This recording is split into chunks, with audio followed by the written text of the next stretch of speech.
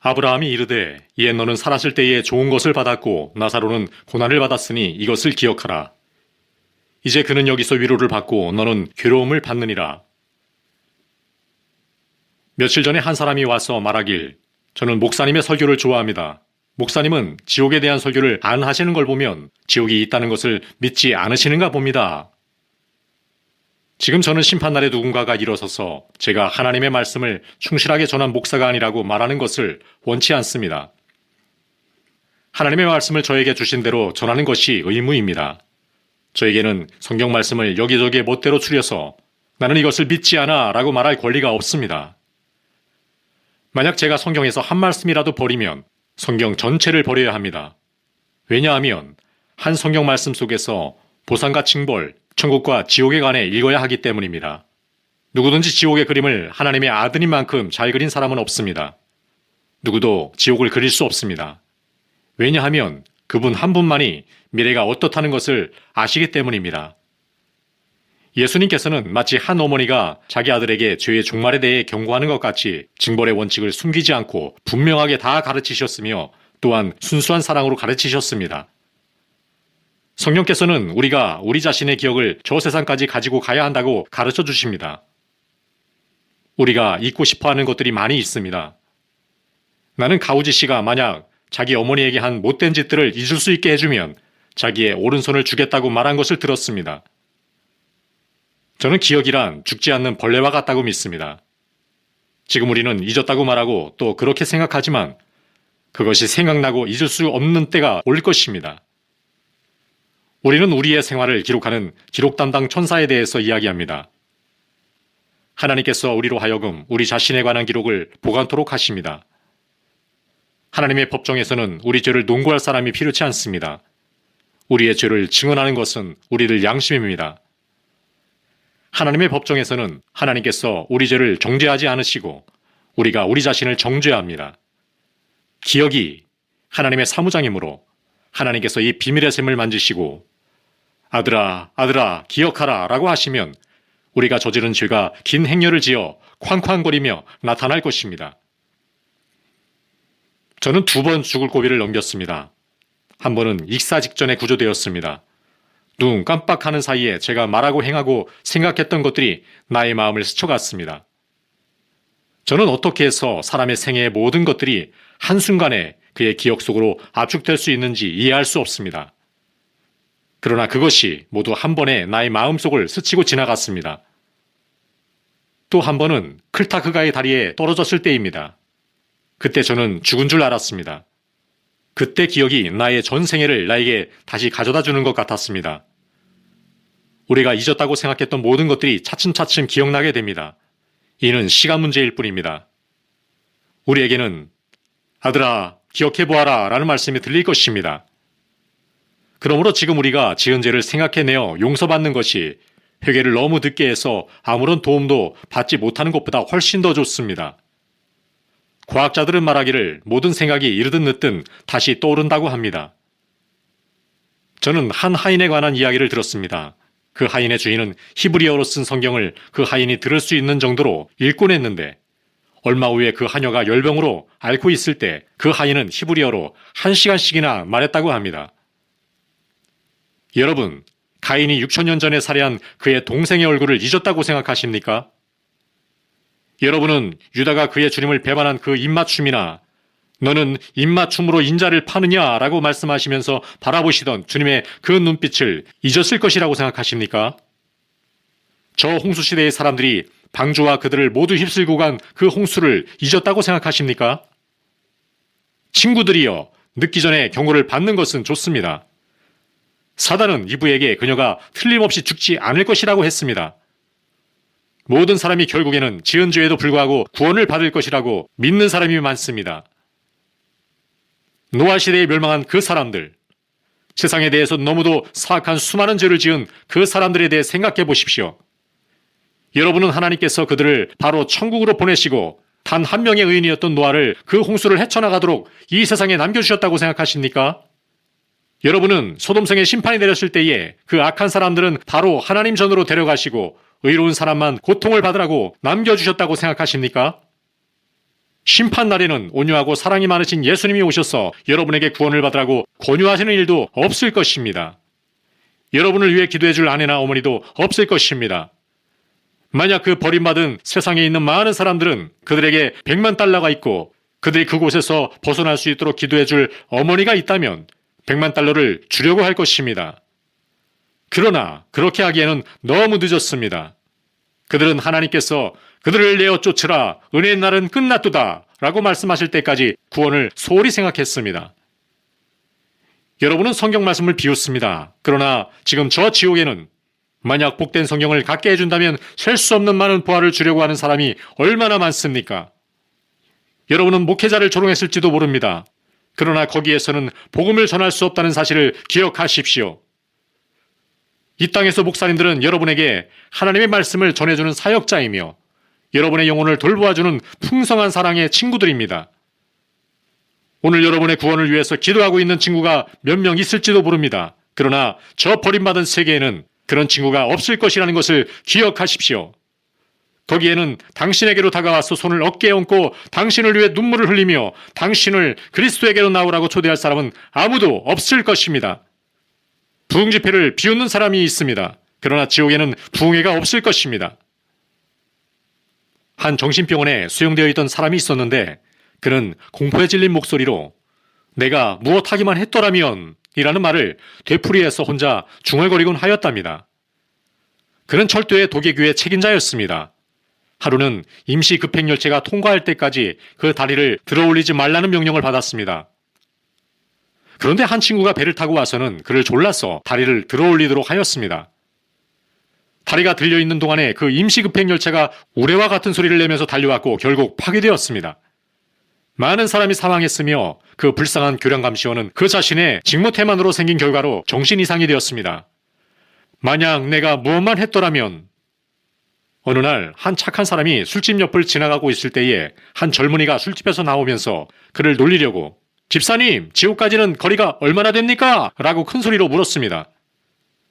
그 집사님은 아무 대답도 하지 않고 10여 미터를 간 후에 뒤를 돌아보니 그 청년의 말이 청년을 땅바닥에 떨어뜨려 그의 목이 부러진 것을 알게 되었습니다. 젊은 친구여, 내가 말해두거니와 나는 영원한 것을 가지고 농담을 하느니 차라리 내 오른손을 찍어버리겠네. 오늘 밤 여러분은 구원받을 수 있습니다. 저희들은 여러분을 하나님께 인도하려고 노력하고 있습니다. 만약 여러분이 이 건물에서 나가 지옥으로 들어가게 된다면 여기서 가졌던 집회가 생각날 것입니다. 목사님들과 집회에 나왔던 사람들이 어떻게 생겼으며 때때로 하나님이 임재하신 것처럼 느끼게 되었는지가 생각날 것입니다.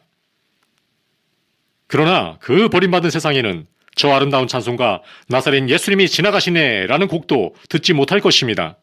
예수님께서 벌써 지나가셨기 때문입니다. 예수님은 그 길로 가시지 않을 것입니다. 거기에는 달콤한 시온의 노래가 없을 것입니다. 회개하지 않은 아버지, 어머니를 위하여 기도하는 자녀들도 없을 것입니다. 보십시오. 지금은 은혜의 날이며 구원의 때입니다. 하나님은 온 세상 사람들을 당신에게 오라고 부르십니다. 하나님은 말씀하십니다. 나의 즐거움은 악한 자를 죽이는 데 있지 않고 악한 자가 자기의 잘못된 길을 버리고 참 생명을 얻는 데 있느니라. 악한 길에서 돌아서라, 돌아서라, 어찌 죽고자 하느냐. 만약 여러분이 구원을 우습게 여긴다면 어떻게 멸망을 피하겠습니까? 거기에 어떤 희망이 있겠습니까? 오늘 정신을 바짝 차려 그리스도께서 바로 이 자리에 계시다는 것을 기억하십시오. 그분은 이 집회에 참석하시어 여기 나온 영혼 하나하나에게 구원을 받으라고 권유하십니다. 그리스도는 어떠한 사람도 멸망치 않고 당신에게 와서 영생을 얻도록 하십니다. 제가 1867년에 파리 박람회에 갔을 때의 일입니다. 넓이가 약 1평방 휘트밖에 되지 않는 유화 한 점이 나의 시선을 끌었습니다. 그 그림 속의 얼굴은 내가 본 중에서 가장 무시무시한 얼굴이었습니다. 그 그림은 약 700년 전에 그려졌다고 합니다. 그림에 붙은 종이 쪽지에는 가라지에 씨를 뿌리며 라는 말이 적혀 있었습니다. 그 얼굴은 사람의 얼굴이라기보다는 마귀의 얼굴처럼 보였으며 그가 가라지 씨를 뿌리자 뱀과 파충들이 땅속에서 나와 그의 몸에 기어오르고 있었고 주인은 먹이를 찾아 헤매는 이리와 짐승들이 들끓는 숲이었습니다. 나는 그 후로도 여러 번 그 그림을 보았습니다. 아, 수확할 계절이 다가옵니다. 만약 이 육을 위하여 씨를 뿌리면 썩은 것을 거둘 것이며 바람을 얻기 위하여 씨를 뿌리면 회오리 바람을 맞게 될 것입니다. 하나님은 여러분이 구원을 선물로 받기를 원하십니다. 오늘 여러분이 하고자 원하시면 여러분의 행선지를 결정할 수 있습니다. 천국과 지옥이 여러분 앞에 제시되어 있습니다. 어떤 것을 선택하겠습니까? 만약 그리스도를 택하시면 그리스도께서 팔을 벌려서 맞아주실 것입니다. 만약 그리스도를 거부하면 그리스도께서도 여러분을 거부할 것입니다. 자, 친구 여러분, 그리스도께서는 여러분을 구원하기 위해 지금보다 더 많은 노력을 하실 날이 또 있겠습니까? 그리스도께서는 지금보다 더 강한 힘으로 여러분께 오실 날이 앞으로 또 있을까요? 주님께서 여러분에게 자비를 베푸시는 동안에 구원을 받을 결심을 하시지 않겠습니까? 2, 3년 전에 있었던 일입니다. 그때 내가 사역하고 있던 교회에 성령께서 역사하셨고 오늘날 밤 나는 누구든지 그리스도를 믿고자 하는 분은 일어서라는 부탁으로 그 집회를 마쳤는데 매우 반갑게도 얼마 동안 안절부절 못하던 한 남자가 일어났습니다.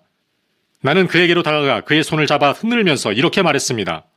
저는 당신이 일어난 것을 보니 기쁩니다. 지금 당신이 일어선 것을 보니 기쁩니다. 지금 당신은 주님을 위한 진실한 마음으로 일어나셨군요. 그렇지 않습니까? 네, 그렇다고 생각합니다. 헌데 제가 주님께 나가는 일에 걸리는 것이 하나 있습니다. 라고 그가 말했습니다. 그것이 무엇이지요? 라고 물었습니다. 나에게는 도덕적인 용기가 부족합니다. 목사님에게 솔직히 말하자면 오늘 밤 그런 사람이 여기에 왔다면 나는 일어나지 않을 것입니다. 그가 만약 내가 일어선 것을 알게 되면 나를 비웃을 것입니다. 나에게는 그에게 말해줄 용기가 없습니다. 라고 그가 말했습니다. 그러나 어떻든 당신이 주님을 위해서 나올 때는 용감하게 나와야 합니다. 라고 저는 말했습니다. 제가 그와 이야기하고 있는 동안 그는 머리끝에서 발끝까지 몹시 떨고 있었습니다. 성령께서 그와 싸우고 계시는 것 같았습니다. 그는 그 다음날 밤에도 또 그 다음날 밤에도 집회에 다시 나왔습니다. 하나님의 성령이 그분과 몇 주일 동안 싸우셨습니다.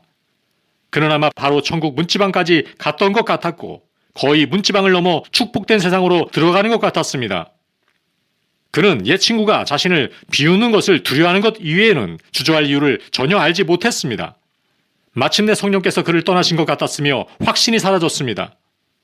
그 후 6개월이 지나 그는 병이 들었고 나를 만나고 싶어 한다는 소식을 들었습니다. 저는 그에게로 급히 갔습니다.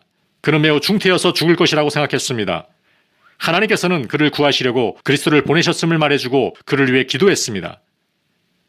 나의 예상과는 정반대로 그는 회복되었습니다. 어느 날 그를 만나러 갔습니다. 밝고 아름다운 날이었습니다. 그는 그의 집 앞에 앉아 있었습니다. 지금 당신은 하나님을 위하여 나오고 있습니다. 그렇지 않습니까? 당신은 우리 집회에 다시 나올 수 있을 만큼 곧 좋아질 것입니다. 라고 나는 말했습니다.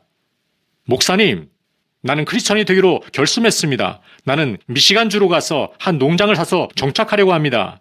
그러고 나서 크리스천이 되겠습니다. 라고 그는 말했습니다. 그렇지만 당신이 나아질지는 모릅니다. 라고 나는 말했습니다. 나는 2, 3일 후면 완전해질 것입니다. 나는 생명 임대계약서를 다시 받았습니다. 라고 그가 말했습니다.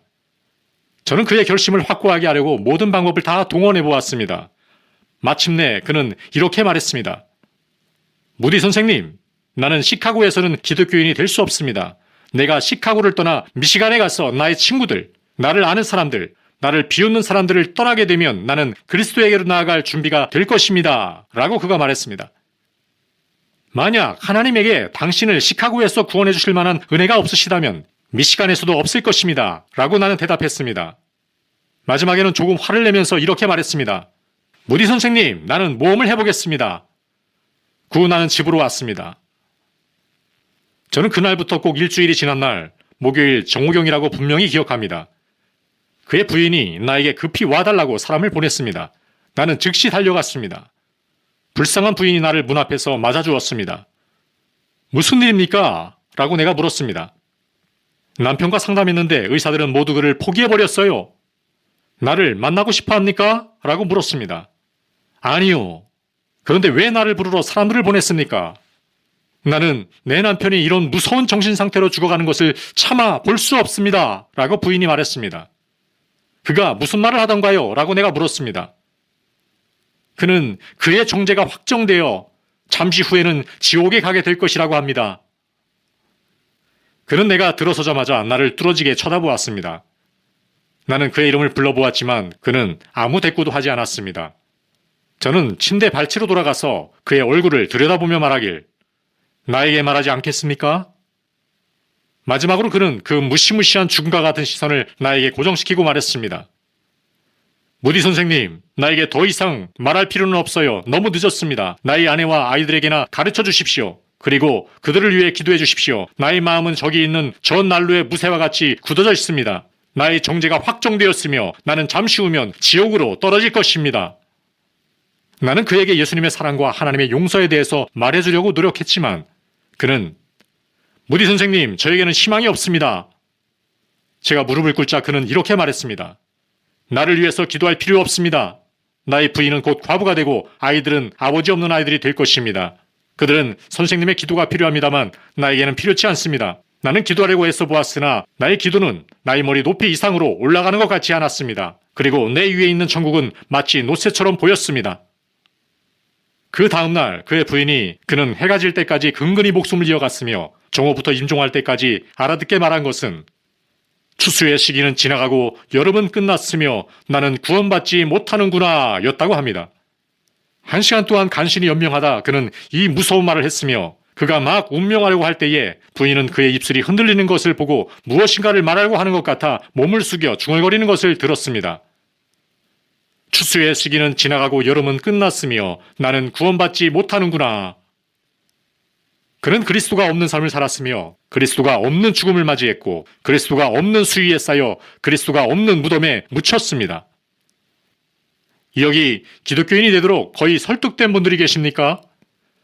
저의 충고를 받아들여 어떤 것도 여러분으로 하여금 주님에게서 떨어지지 않도록 하십시오.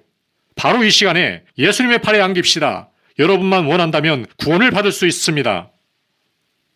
무디 목사님은 다음 한 편의 시를 낭송하면서 설교를 끝냈습니다.